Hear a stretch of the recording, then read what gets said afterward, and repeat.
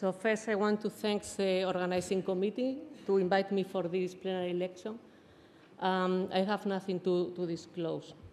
The title of my talk is Advance in Molecular Pathogenesis of Thyroid Cancer and Therapeutic Implications. Thyroid cancer is the most common endocrine malignancy. Its incidence is increasing rapidly in the world and in general terms has a very good outcome. This is due for the main property of the thyroid cells, that is to accumulate iodine. This accumulation is mediated by a mechanism in which a protein named the sodium iodine importer, or NIS, is the responsible to uptake the iodine inside of the cells.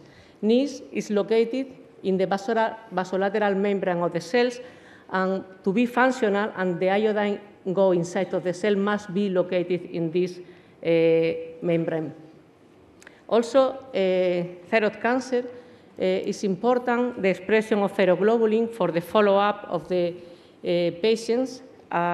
These two markers can define the well-differentiated cancer. In this case, the well-differentiated cancers express thyroglobulin as well as NIS, and the prognosis of these patients in general are good. However, some patients develop aggressive forms that are untreatable, and the responsibility is due that in this entity there is no thyroglobulin. Although there is thyroglobulin expression, the sodium iodine importer is not functional. In this case, the poorly differentiated cancer have this entity named carcinoma with metastasis refractory to radioiodine. Also, in the pathogenesis of cancer, there is the anaplastic thyroid carcinoma, in which the cells are totally undifferentiated and there is no expression of thyroglobulin nor expression of sodium iodine importer. And these entities are lethal in a few months. So, recent advances have contributed to a better understanding of the pathogenesis of these tumors. The genetic alteration of thyroid cancer is really well known in the last years, and there is implication of oncogenes, tumor suppressor genes, also microRNA expression, and epigenetic such as RAM methylation.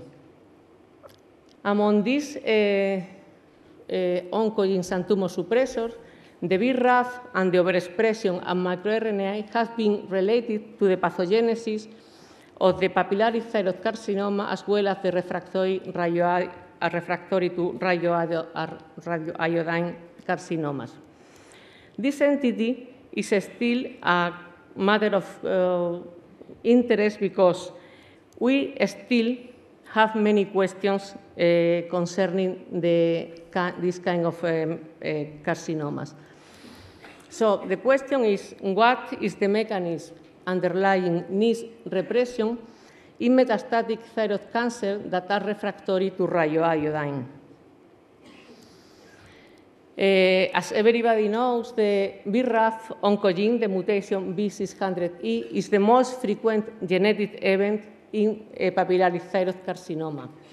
BRAF is associated with a high recurrence rate, and the majority of these recurrences have lost the ability to uptake radioiodine, making ineffective this therapy and pointing to a less differentiated state.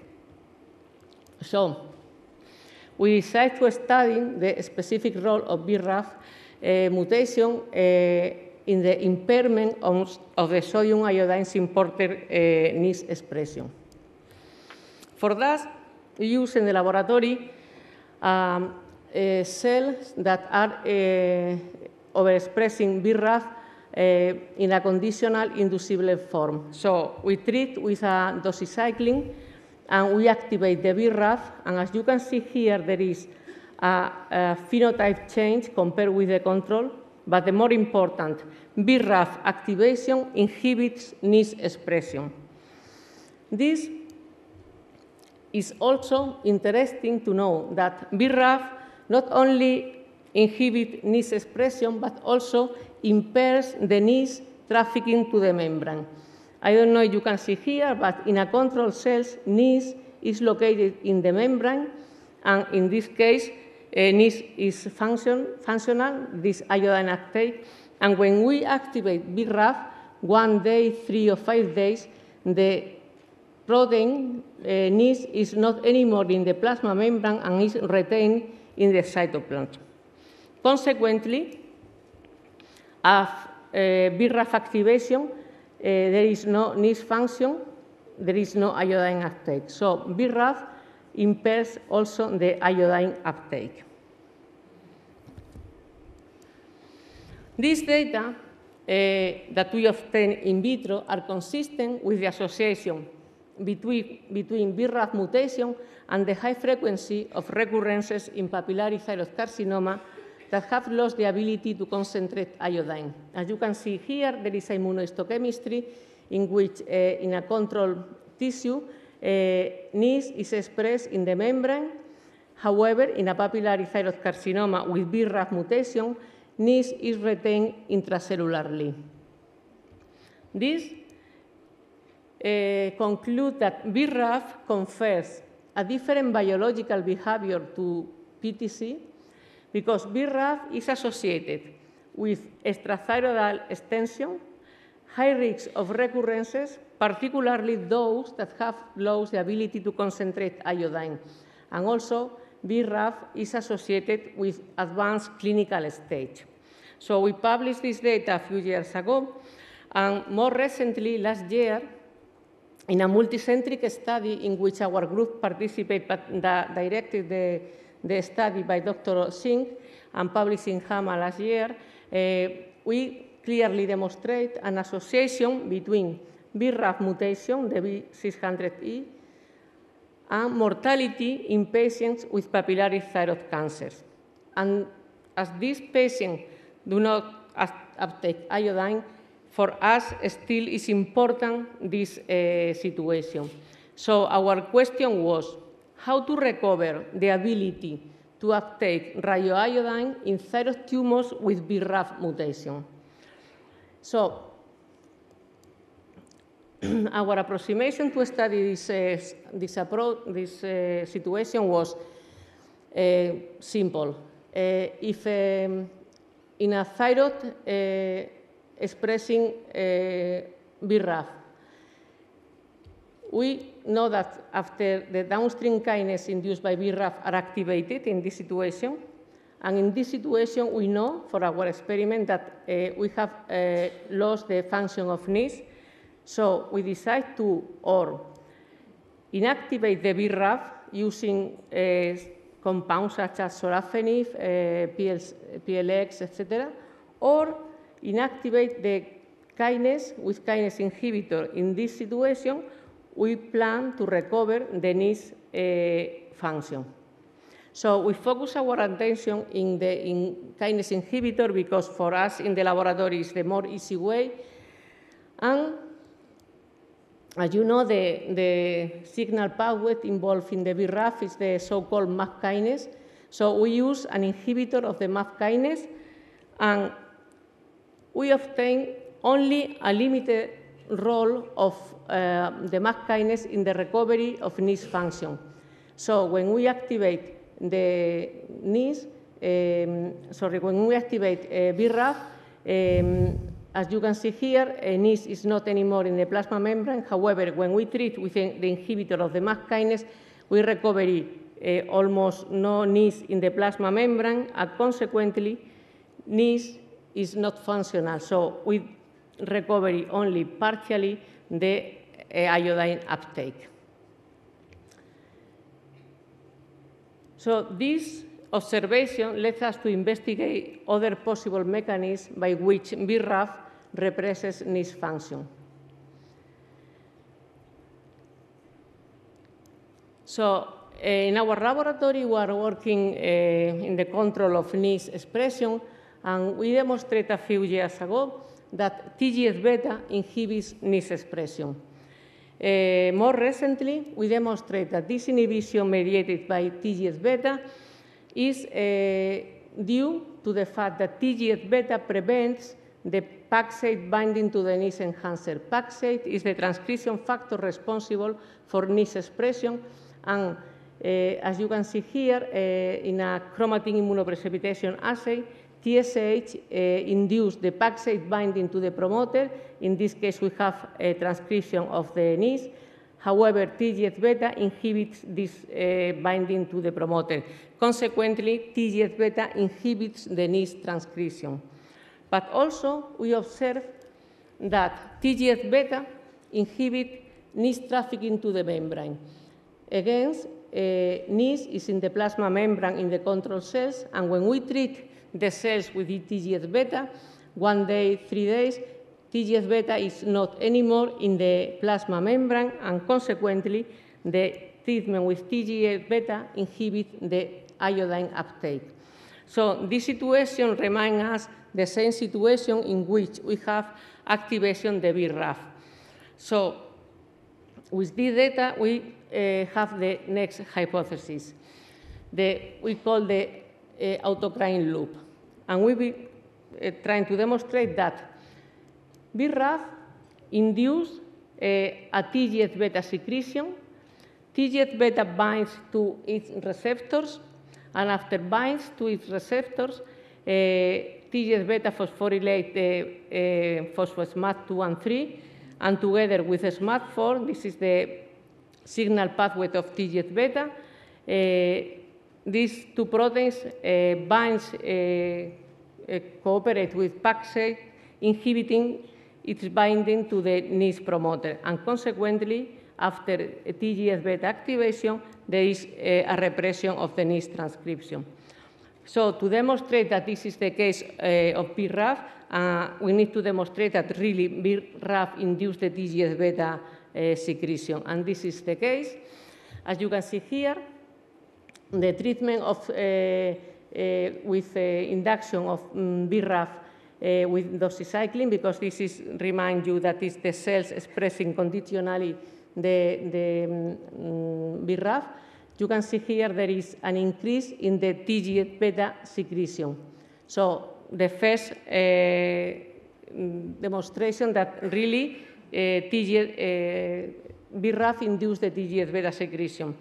After many different experiments that I will resume here, we are able to demonstrate that BRAF-induced NIS repression depends really of an autocrine TGF-beta loop. So to demonstrate this, we use a monoclonal antibody against the TGF-beta secreted to the medium, the 1D11 antibody. Also, we block the signal pathway with a specific inhibitor of the type 2 kinase of the TGF-beta receptor, and also we inhibit it with a SMAD7 signaling pathway. So we demonstrate with 3 different inhibitors inhibiting the TGF-beta action, the receptor kinase, and the intracellular pathway that really BRAF-induced NIS repression depends of this autocrine loop. As you can see here, when we treat the cells that are activated with BRAF, this is the iodine uptake and normal cells, and this is the decrease after BRAF activation. When we treat the cell with an antibody against the TGF-beta, we recover the iodine uptake. Also, when we treat the cells with a specific inhibitor of the type 2 kinase of the receptor, also we recover the iodine uptake even more than the control cells. This is really very effective. And finally, when we overexpress SMAD7, that is repressor SMADs, also we recover the iodine uptake.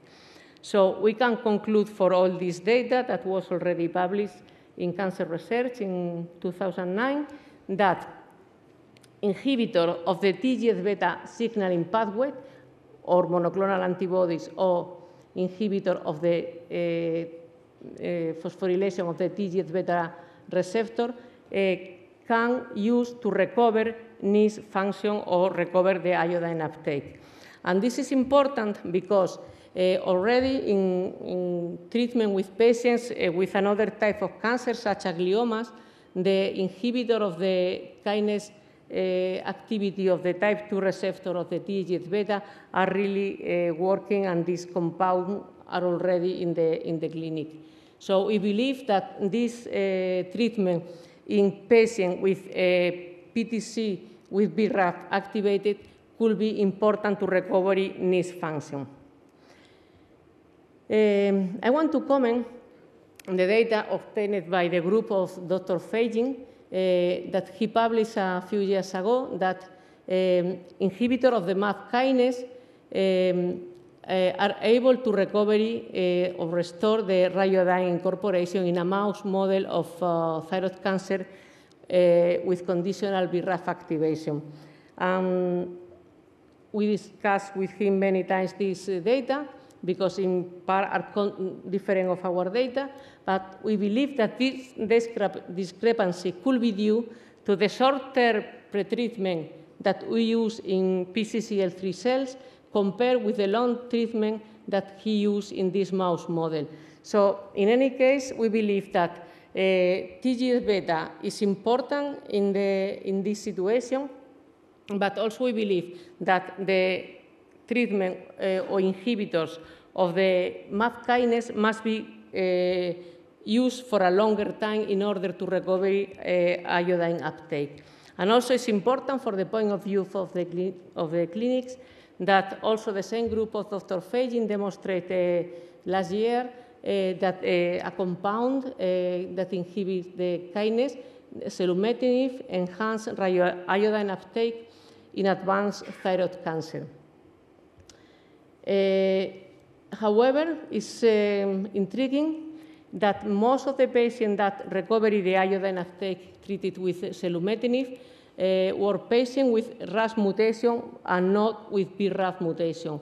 So we believe that this situation could be explained by the fact that other pathways could be involved in the BRAF activation, and we really believe that TGF-beta are playing a very important role in the pathogenesis of this type of tumors. So also, we believe that MAP kinase are important, of course, for the treatment of this inhibitor of the MAP kinase is important, because we observe that BRAF-induced cell migration of thyroid cells is blocked, inhibiting the MAP kinase signaling. This is a simple assay that is called the Bungelit assay, in which you can see here the bidirectional migration of the cells after BRAF activation. And these migration are inhibited in the presence of a MAP kinase inhibitor, as you can see here. But interesting for our results is that this inhibition of migration is also reproduced when you inhibit the TGF-beta signal pathway. So combine both treatment, MAP kinase inhibitor or TGF-beta inhibitor, could be very important for the patient with BRAF mutation or carcinoma refractory to radioiodine. Also, the MAP kinase inhibitor and the TGF-beta inhibitor are working inhibiting the invasion of these cells. BRAF induce matrigel invasion, so the cells invade the plate. And as you can see here, inhibitor of the TGF-beta as well as inhibitor of the MAP kinase decrease the property of invasion. Also, we observe that BRAF induce epithelial mesenchymal transition that also is inhibited by TGF-beta and inhibitor as well as with MAP kinase inhibitors. So altogether, this data point this situation. We believe that BRAF, through the MAP kinase pathway, are able to control the expression of genes involved in invasion and epithelial mesenchymal transition, and BRAF through the TGF-beta autocrine loop is able to induce the so-called SMAD signaling. Also, together with the TGF-beta produced by the stroma cells that we and others have demonstrated, also a high production of TGF-beta by the stromal cells. In this situation, TGF-beta are able to induce the SMAD signaling pathway and repress PAX8 from the promoter, and consequently, there is an NIS repression. And this, we believe, is the situation in the carcinoma with metastasis refractory to radioiodine. So in an attempt to extend our in vitro data with what happened in human thyroid cancer, the TGF-beta signaling pathway was studied and its correlation with NIS expression was evaluated in humans samples from different tumors. So there is a high overexpression of the TGF-beta receptor and the phospho-SMAD, all the signaling cascade of the TGF-beta, in papillary thyroid carcinoma compared with the control. And also, this is TGF-beta receptor, and this is SMAD2. Also, we observe that there is an inverse correlation between TGF-beta and sodium iodine importer expression in the invasive front versus the tumoral center. As you can see here, this the tumoral center in which there is a high expression of sodium iodine importer and there is no TGF-beta. And in the tumoral front, there is high level of TGF-beta expression compared with the tumoral front in which there is no NIS expression. So again, I want to repeat this is important. More TGF-beta in a tumor, less NIS. So this inverse correlation shape, I think, is important, and we are convinced and try to convince you and everybody here that TGF-beta repress NIS expression, and consequently, these tumors do not uptake radioiodine. Cancer metastases start with the cell motility in the primary tumor, leading either local tissue invasion or entry into the lymph or blood vessels. So we observe that TGF-beta receptor expression in the thyroid tumoral cells is really high in the invasive front of the tumor compared with the no invasive front. So TGF-beta could be the responsible of the invasion in this type of tumors. Also, in the migrating cells, we observe a high level of TGF-beta receptor expression. Also, very important is the observation that the TGF-beta receptor expression in the lymph nodes. As you can see here, also there is high level of TGF-beta receptor.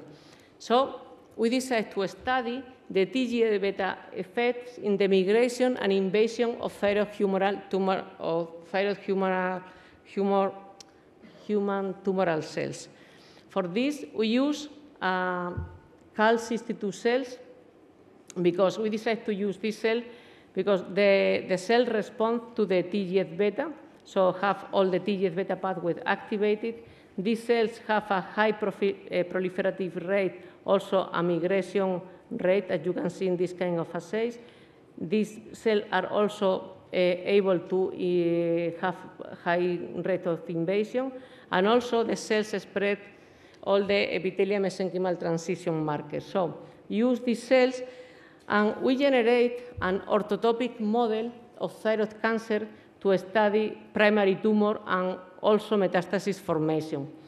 We transfect these cells with a luminescence protein, so we can see the tumor with luminescence. So we inoculate these tumoral cells in the thyroid. This is the orthotopic model in the thyroid. So we generate the tumor in the gland. So this is the tumor, and we can see here with the bioluminescence the site of the tumor, 5, 10, and 17 days. You can see the increase of the luminescence of the cells that mean the primary tumor increase the proliferation. Also, we are able to observe metastasis formation in the lung. So the model is really interesting because we can prove in this model the treatment with inhibitors, MAP kinase if we want, or TGF-beta, that was our objective. So we treat these animals with a TGF-beta inhibitor, and as you can see here, this is the tumor originated for these cells, and when we treat with a TGF-beta inhibitor, the size of the tumor decreases significantly compared with the control tumor. So this is still preliminary results, but we believe that the inhibitor of the TGF-beta in this primary tumor is important, and we are now working that if this inhibitor also are important to inhibit the metastasis in the lung. And concerning the iodine uptake, we also observed that in this mouse model of orthotopic mouse model, the inhibitor of the TGF-beta recovery the iodine uptake, and this is important for the treatment. Of course, now in mouse model that we're trying to convince and study in the future in human. So altogether, this data suggests that the inhibitor of the TGF-beta signaling pathway could be used in the future for treatment of papillary thyroid carcinomas with BRAF mutation, or also with other mutations that we are now under study. Because it's important, these inhibitors inhibit the metastasis and also are able to recover the iodine uptake. So I present here the data that we obtained in the regulation of NIS at the transcriptional level, because we know that TGF-beta inhibits the transcription of NIS. Also, we have demonstrated that TGF-beta or BRAF control post-transcriptional this importer, because it inhibits the traffic to the membrane. And now there is another player in this situation. This is the microRNA. MicroRNA is important in the last years. Many people are studying these new molecules. Just to remind you that microRNA represent a new level of regulation of gene expression. MicroRNA are negative regulators, and microRNA binds to the 3' UTR of the messenger RNA and either promotes its degradation or blocks the translation into proteins. So we decided to study the expression of this microRNA in papillary thyroid carcinoma, and for that we use a next-generation sequencing. We did the genome-wide microRNA expression analysis of 8 papillary thyroid carcinoma and its corresponding pair controls. So we describe the Myrnon of this papillary thyroid carcinoma, and we detect many different microRNA that are really abundant in the papillary thyroid carcinoma. This is the heat map that you cannot see anything, but I want to put here the 10 more important microRNAs that we have obtained. It's important not only the different expression, but I want to say that is to be functional, this microRNA inhibiting something must be very abundant. So the microRNA more abundant was the 146B, the 21 and 221. So this is the problem of the name with the microRNA, but this is 3 microRNA. We already check in the expression level of the 3 microRNA in the normal and in the tumoral tissue, papillary thyroid carcinoma. And as you can see here, the expression of the 146 is really high in the tumoral tissue, as well as the 21.5 and 221. There is a high expression of the 3 microRNA in the tumoral tissue. Among all, we cannot study all together at the same time. We decided to focus our attention in the 146B We obtained this is the most abundant in our study, but also has published for another group. The 146 is really high expressing in thyroid tumors. But in our case, we focus our attention first because it was the most expressed in papillary thyroid carcinoma, and also because when we study the biological process in which these microRNA are involved, we observe that the microRNA 146 is involved in focal adhesion control, focal adhesion molecules, also is involved in the TGF-beta pathway. And for us, the more important at this moment, because it's our main study, are controlling genes involved in thyroid differentiation. Among these genes, we observe that this microRNA, the 146, can control the expression of PAX8 and the sodium iodine importer. You remember that PAX8 is the transcription factor that controls NIS transcription. And we observe that by a predictive target size, the human sodium iodine importer, as well as the PAX8, contains different sites of binding site for the microRNA 146 in the 3' UTR region. So this is a predictive target site, and we need to demonstrate that this really binds to this 3' UTR that we already demonstrate, but also we need to demonstrate that this microRNA have an important role controlling the expression of these two genes. Also, we have very interested in this microRNA because this is downregulated by TSH, as you can see here, and its expression is recovered by TGF-beta. And as we are very interested in the TGF-beta pathway, for us it's very important microRNA for our objective. Also, very important is the fact that this microRNA 146 downregulates PAX8 and NIS messenger RNA. This is a thyroid cell overexpressing the microRNA, and as you can see here, the overexpression of this microRNA decreases the messenger RNA level of PAX8 and even more decrease the messenger RNA levels of the sodium iodine importer. And I said, this microRNA decreases the messenger RNA as well as the protein levels. This is a Western blot in which, after overexpression of the microRNA, the levels of PAX8 and NIS decrease compared with the control. And more importantly, the functional of NIS, the iodine uptake, is also inhibited. So the overexpression of this microRNA inhibits the iodine uptake. And I want to remember that the papillary thyroid carcinoma has abundantly high level of expression of this microRNA. So we believe that this microRNA also participate in the inhibition of the sodium iodine importer that occur in the carcinomas refractory to radioiodine.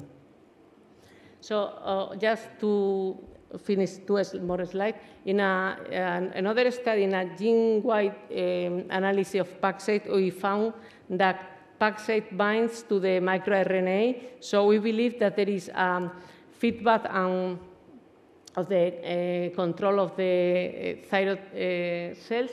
So in a normal thyroid cell, there is almost no expression of this microRNA, high expression of PAX8, and consequently high expression of NIS, as PAX8 is the main regulator of NIS.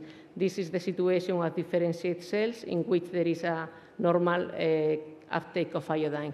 And in a tumoral cell, after a switch of an oncogenic signal, there is high level of expression of this microRNA that repregs PAX8 expression and repregs also NIS expression. And finally, there is a decrease in the iodine uptake. So altogether, we believe that understanding the molecular mechanism and the crosstalk among signaling pathways underlying NIS repression will help to develop new strategies to improve the treatment on thyroid patients with refractory metastasis to radioiodine.